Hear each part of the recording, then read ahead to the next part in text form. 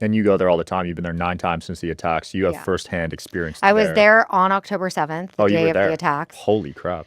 Yeah, and I've lived in Israel. You know, I'm not Israeli, but I very much feel like Israel is my home. And you know, I spend as much time there as I possibly can. Of course, yes, I've been there so many times since the war started for work and to, you know, try to show things that the media won't, to meet Yeah. with hostage families, to meet with our soldiers, to visit them in the hospitals. A lot of these guys that are, you know, very, very badly injured that are young. You know, these guys are like 19, 20 years old and they're have sacrificed their lives.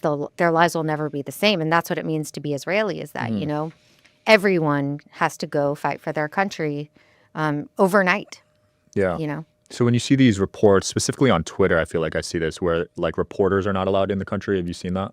In Gaza or in Yeah. Or Israel, was that in Gaza? It was in one of them. I know that I think, you know, I have a theory about this. The reason that journalists haven't been allowed into Gaza by Israel is safety, first of all. They don't want to they want to make sure that, you know, nobody would get caught in any crossfire Right. because there has been situations like that. But also the narrative, you know, we see already how the journalists in the mainstream media are so biased against Israel.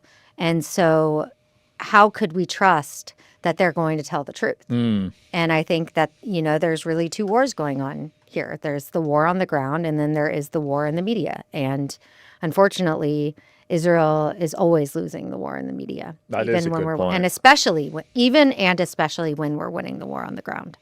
That is a good point. I didn't